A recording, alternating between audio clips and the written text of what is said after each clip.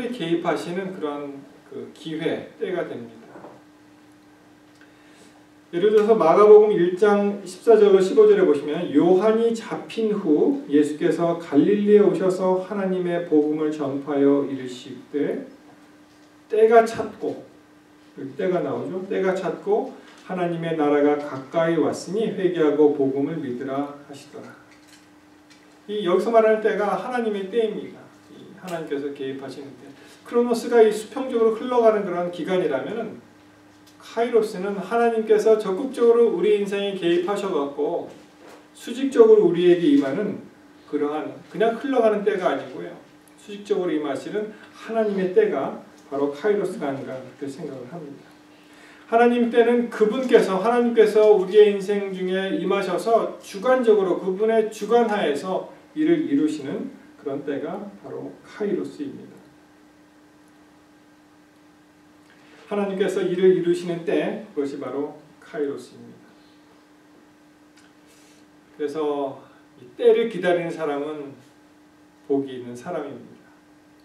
그리고 하나님께서 그 때를 주셨는데 그것에 올바로 반응하고 또 하나님과의 관계 설정을 통해서 일을 이루는 그러한 일이 우리 삶 속에 가득 있으시기를 이 시간 간절히 바랍니다.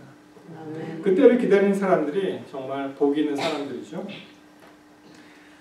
또 이태리 토리노 그 박물관에 가면 이 재미있는 조각상이 하나 있다고 하는데 한번 보십시오. 이 사람의 모양을 조각해 놓았는데 이 앞머리는 무성하게 이렇게 있고요. 뒷머리는 없어요. 머리가 대머리이고 그 다음에 이 발에는 날개, 작은 날개가 달려 있고 그 손에는 이 저울과 그리고 칼이 있습니다. 그래서 그 장면을 이렇게 보면은 사람들이 뭐 저런 그림이 다 있어, 저런 조각상이 다 있냐 이렇게 웃는다고 하는데 그 해석을 보면은 이렇다고 합니다. 앞머리가 이렇게 무성한 이유는 지금 말씀드린 게 이 카이로스 상이에요. 앞머리가 무성한 이유는 사람들로 하여금 내가 누구인지 금방 알아차리지 못하게 하고 나를 발견했을 때에는 쉽게 붙잡을 수 있도록 하기 위해서 이 머리가 많다는 거예요.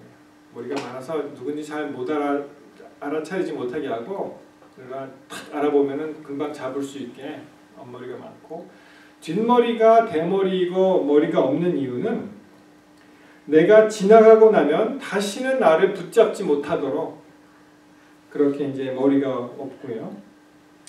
발에 작은 날개가 달린 것은 최대한 빨리 사라지기 위해서 그렇게 되어 있고요. 저울을 들고 있는 이유는 기회가 앞에 있을 때에는 저울을 꺼내서 정확하게 판단하라는 이유이고 날카로운 칼을 들고 있는 이유는 칼같이 결단하라는 그런 의미라고 합니다. 그런데 이 조각상의 이름, 나의 이름은 무엇인지 아세요? 이것이 opportunity, 기회라는 이름이라고 합니다. 하나님의 때가 임하면 그것이 무엇인지 확실히 알고 탁 붙잡아야 하나님의 일을 성취할 수가 있다는 뜻이겠죠. 그런데 참 많은 경우에 우리가 하나님의 때를 바라고 또 하나님의 때를 인식하고 하나님의 뜻대로 살기로 작정한 우리들에게 그 때가 올 때 많은 경우에 그 때가 그렇게 금방 오지 않잖아요. 그래서 많은 경우에 있어서 하나님께서 주시는 기회, 이 특별한 때는 우리가 인내한 것으로 성취할 수가 있습니다. 어떻게 성취할 수 있다고요? 우리가 인내하는 것으로 성취할 수가 있다는 것입니다. 기다리는 사람에게 복이 있다는 것입니다. 아멘. 여러분 예수 그리스도가 아직 안 오셨잖아요. 재림하신다고 약속하셨죠. 기다리는 사람, 안 온다고 그냥 가는 사람이 아니라 기다리는 사람에게 복이 있다는 것입니다. 여러분 팔복 가운데 왜 인내하는 자는 복이 있나니 그렇게 딱 없을까? 그런 생각 안 해보셨어요 혹시? 맨 처음에 어떻게 시작됩니까? 심령이 가난한 자는 복이 있나니 천국이 저희 것입니다. 그렇잖아요. 애통하는 자는 복이 있나니 저희가 위로함을 받을 것입니다. 온유한 자는 복이 있나니 그 다음에 땅을 기업으로 받을 것입니다. 그 다음에 의에 줄이고 목마른 자는 복이 있나니 저희가 배부를 것입니다. 긍휼히 여긴 자는 복이 있나니 긍휼히 여김을 받을 것이며 마음이 화평케 하는 자는 복이 있나니 저희가 하나님의 아들이라 일컬음을 받을 것이며. 그렇죠? 마음이 청결한 자가 그 다음인가요? 하여튼 마음이 청결한 자는 하나님 본다고 말씀하셨고 또 다시 의에 핍박받는 자는 복이 있나니 나오는데 인내하는 자는 없잖아요. 그렇죠? 그런데 구약에도 한 절이 있고 신약에도 있습니다. 이 말씀이 인내하는 자는 복이 있습니다. 먼저 구약의 말씀을 봅니다. 이사야 30장 18절에 보시면 그러나 여호와께서 기다리시나니 이는 너희에게 은혜를 베풀려 하시며 일어나시리니 이는 너희를 긍휼히 여기려 하심이라. 대저 여호와는 공의의 하나님이시라 무릇 그를 기다리는 자는 복이 있도다. 인내하는 자가 복이 있습니다. Blessed are all they that wait for him. 이렇게 표현이 되어 있고요. 그 다음에 야고보서 5장 11절에 보시면 보라 인내하는 자를 우리가 복되도다 하나니 너희가 욥의 인내를 들었고 주께서 주신 결말을 보았거니와 주는 가장 자비하시고 긍휼히 여기는 자신이라. 인내한 자를 우리가 복되도다 말씀하십니다. We consider blessed those who have persevered. 이런 말이 나옵니다. 그래서 하나님의 때 그것을 분별하고 그것을 기다리고 그 때가 왔을 때 우리가 하나님께 나아가는 반응 굉장히 중요한 일이라고 생각을 합니다. 그러한 삶을 통해서 모세의 마지막 말기 40년 그가 대단한 사람인 줄 알았어요. 썸바리. 그 다음에 자기는 그냥 그런 사람인 줄 알았습니다. 애니바리가 되었는데 마지막 40년 그가 나는 아무도 아니구나 라고 깨달았을 때 40년 광야 시절 끝나면서 정말 말 안 듣는 말과 그 말의 그 양의 그 냄새나고 뭐 이렇게 치우고 인도하고 그런 왕궁 교육에 받은 자기가 보았을 때 참 허무했던 그런 인생을 살면서 나는 아무것도 아니구나 나는 노발이라고 생각했을 그때 하나님께서 그에게 나타나셔서 출애굽의 마지막에 그 큰 일을 성취하셨다는 것을 기억하게 되시기를 바랍니다. 아멘. 놀라운 역사는 하나님께서 모세에게 하나님의 때를 말씀하시고 그 모세가 하나님의 때를 붙잡았을 때 그에게 놀라운 그러한 역사가 일어났던 것입니다. 사랑하는 성도 여러분, 우리의 삶도 하나님께 영광 돌리는 그런 삶을 살게 되시기를 바랍니다. 아멘. 우리가 갑자기 무슨 모세가 되어서 출애굽을 할 수 있는 그런 여건은 아니지만 여러분 우리가 어떻게 하면 영광 돌리는 삶을 살 수 있을까? 한번 생각해 보셨습니까? 우리가 많은 경우에 잘못 생각하고 있어요. 영광 돌리는 삶을 텔레비전이 그렇게 많이 만든 것 같아요. 어떤 사람이 나와서 무슨 대종상을 받으면 뭐 기독교인인가 봐요. 이 영광을 하나님께 돌립니다. 이렇게 얘기를 하는 거예요. 아니 뭐 큰 상을 받아야 영광이 되는 줄 그렇게 사람들이 생각을 합니다. 할렐루야 축구단이 있습니다. 이름이 할렐루야니까 얼마나 기독교적이겠어요. 그가 골을 때 골인을 하면은 무릎 꿇고 기도하는 거예요. 하나님 영광 받으시옵소서. 근데 그게 영광이 되는 건지 잘 모르겠어요. 만약 권투 선수 둘이 있는데 둘 다 크리스찬이라면은 한 사람이 한 사람을 때려 눕혀서 KO 승이 되면은 그 하나님께 영광을 받으십니까? 그 KO 패당한 사람은 크리스찬이라면 어떻게 하시겠습니까? 참 하나님 곤란하게 하지 마세요, 여러분. 누구 기도를 들어줘야 됩니까? 둘 다 크리스찬이라면. 여러분 그런 것이 아니고요. 하나님께 영광 돌리는 삶은 그 비밀이 빌립보서 2장 11절에 나와 있는데 이렇게 말씀하십니다. 모든 입으로 예수 그리스도를 주라 시인하여 하나님 아버지께 영광을 돌리게 하셨느니라. 무슨 말입니까?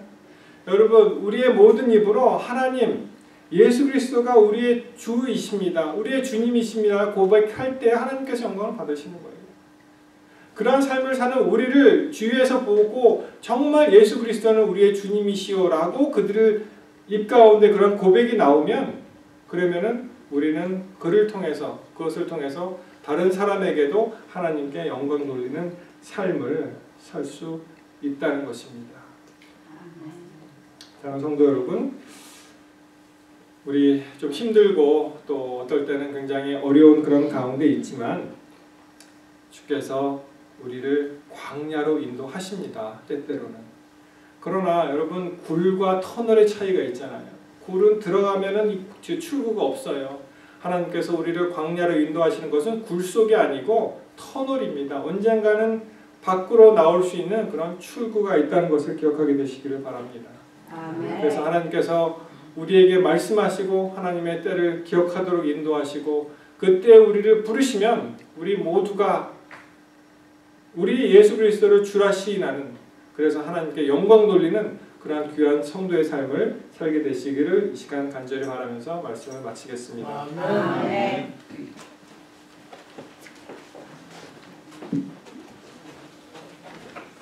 말씀 감사합니다. 우리 다 같이 일어나셔서 마지막 찬미 154장 부르고 목사님의 기도로서 예배를 마치도록 하겠습니다.